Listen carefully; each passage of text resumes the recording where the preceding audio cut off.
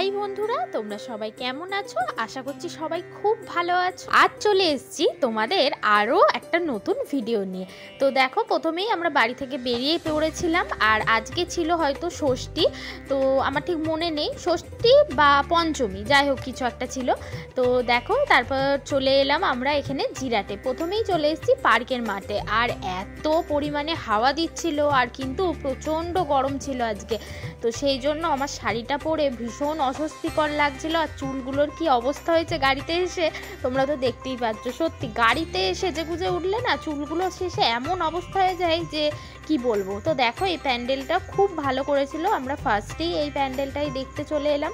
আর ভিড়টা খুব বেশি ছিল না, যেহেতু আজকে পঞ্চমী, তো সেই জন্য ভিড়টাও কম ছিল। আর মায়ের মুখটাও ভীষণ সুন্দর করেছিল, আর প্যান্ডেলটাও কিন্তু প্রত্যেকবারের মতো খুব সুন্দর করে। তো চলো, এখান থেকে বেরিয়ে এবার আমরা চলে যাব আর একটা ঠাকুর দেখতে। আর তোমরা কে কে জিরাটে ঠাকুর দেখতে এসছো সেটা কিন্তু অবশ্যই কমেন্ট করে জানিও। আর এটাও বলি, জিরাটে তো সবাই মোটামুটি ঠাকুর দেখতে এসেছে আমার মনে হয়, কিন্তু যারা দেখতে আসেনি প্লিজ প্লিজ এই জিরাটের এই ভিডিওটা সবাইকে কিন্তু শেয়ার করে দিও। তো তারপরেই চলে এসেছি বাস স্ট্যান্ডের প্যান্ডেলটা হয় একদম আসাম রোডের গায়েই, সেটা তো তোমরা যারা এসেছো তারা জানো। একদম রাস্তা থেকেই প্যান্ডেলটা দেখা যায়, সবুজ সঙ্গ দারুণ করেছে প্যান্ডেলটা, মানে একদম মানে সত্যি খুব সুন্দর করেছে প্যান্ডেলটা, তোমরা দেখলেই বুঝতে পারবে। আর যারা ভিতরে গেছো তারা তো বুঝতেই পারবে। অনেকে দেখেছি যে বাইরে থেকে দেখা যাচ্ছে বলে বাইরেটাই দেখে নিচ্ছে, ভিতরে আর যাচ্ছে না, কিন্তু সত্যি কথা বলতে বাইরেটা যতটা সুন্দর ভিতরটাও কিন্তু ততটাই সুন্দর। তো বাইরে থেকে দেখে যদি কেউ চলে যায়, আমি বলবো তারা খুব মিস করেছো, কারণ ভিতরটা কিন্তু ভীষণ সুন্দর করে দিয়েছে। আর দেখো, এখানে যাচ্ছে আবার ঠাকুর, বললাম যে আজকে পঞ্চমী, তো সেই জন্য আবার ঠাকুরটাও যাচ্ছে। তো আস্তে আস্তে আমরা এগিয়ে যাচ্ছি, আর সামনে অনেকটাই সিঁড়ি করেছে, তো সেই জন্য খুব আস্তে আস্তে পা ফেলতে হচ্ছে, যেহেতু সিঁড়িগুলো অনেকটাই ছোট ছোট হয়, আর শাড়ি পরে আছি, তো এখানটা একটু কেয়ারফুলি নামতে হয়। আর জানো তো, অনেক বয়স্ক সবাই ছিল, তারা বলছিল একটু অসুবিধা হচ্ছে, অনেকগুলো সিঁড়ি করেছিল তার জন্য। তো চলো এবার যাই ভিতরে।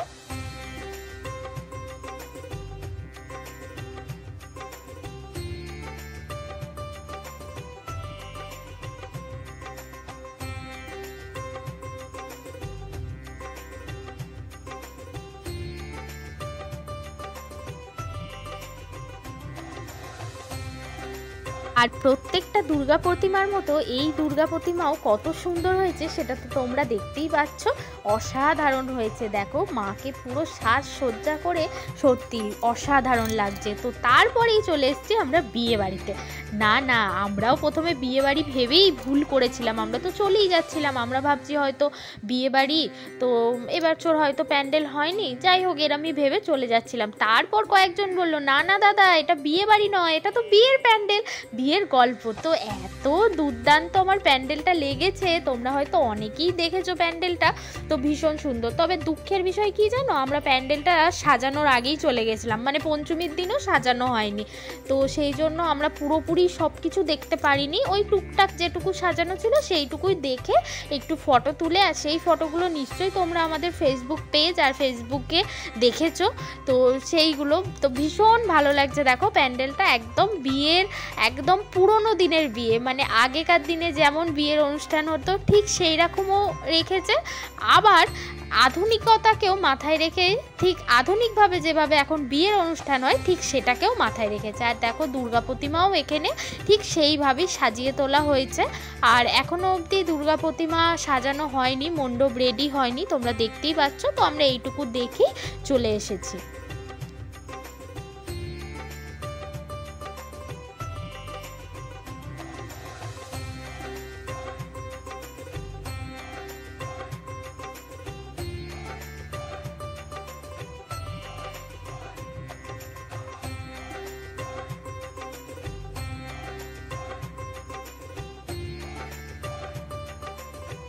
আর তারপর আমরা চলে এসেছি আর একটা প্যান্ডেল দেখতে। আর তোমরা তো সবাই আশা করছি দেখছো, মানে ফেসবুকেও আমি অনেক ফটো দেখেছি। এই প্যান্ডেলটা এখন খুব ট্রেন্ডিংয়ে চলছে। মাঝখানে একদম ঢুকেই একটা ভোলে বাবার শিবলিঙ্গ, তারপর একটা ভোলে বাবার মূর্তি, আর তারপর ভিতরটা ঠিক এরকম রেড কালারের লাইট দেয়া আর চারিদিকে কালো পতাকার মতো দেয়া। এই প্যান্ডেলের সামনে দেখি অনেকেই ফটো তুলছে, মানে অনেক জায়গাতেই কিন্তু এই প্যান্ডেলটা হয়েছে। তো যাই হোক, তো তোমরাও দেখো। আর এখানকার মায়ের মুখও কিন্তু অসাধারণ করেছে। প্রত্যেকটা প্রতিমা একের থেকে আর একটা আরও সুন্দর, আরও উন্নত। তো তারপর চলো আর একটা দেখতে চলে এসেছি প্যান্ডেল।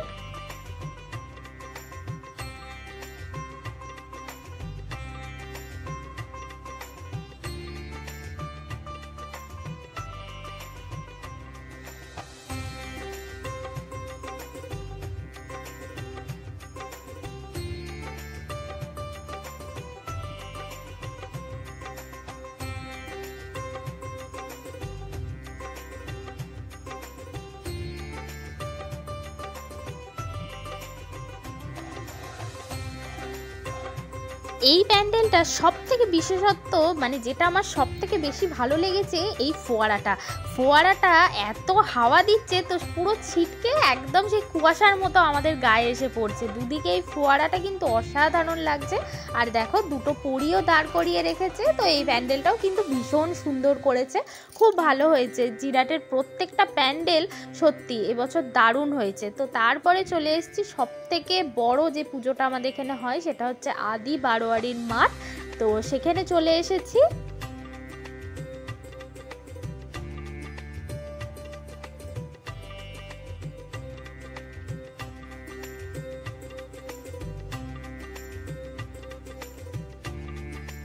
তো আবারও সিঁড়ি দিয়ে অনেকটা উঠতে হবে। এবারে প্রত্যেকটা প্যান্ডেলই কিন্তু সিঁড়ি দিয়ে অনেকটা করে উঠতে হয়েছে। তবে যাই হোক, প্যান্ডেলগুলো কিন্তু ভীষণ সুন্দর হয়েছে।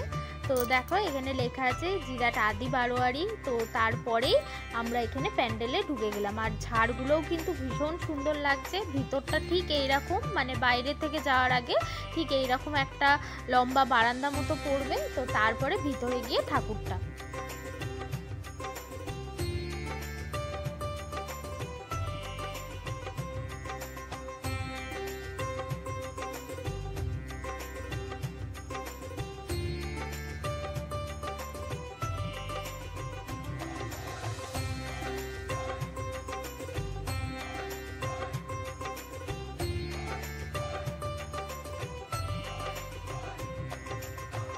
আর মাঠে দেখো একটা বড় মেলা বসেছে, কত বড় একটা নাগরদোল্লা এসেছে, আর প্রচুর প্রচুর প্রচুর দোকান বসেছে। তো মেলা বেশ খানিকটা ঘুরে তারপরে আমরা চলে এলাম আর একটা প্যান্ডেল দেখার জন্য। আর দেখো তোমাদের দাদাভাই এখানে জিজ্ঞেস করছে কিছু খাবে কিনা। তবে সেদিন আমাদের সম্ভবত চিকেন হয়েছিল, তো সেই সব খেয়েছি। তো সেই জন্য আমার একটুও খিদে পায়নি, তো সেই জন্য আর কিছু খাওয়া হয়নি।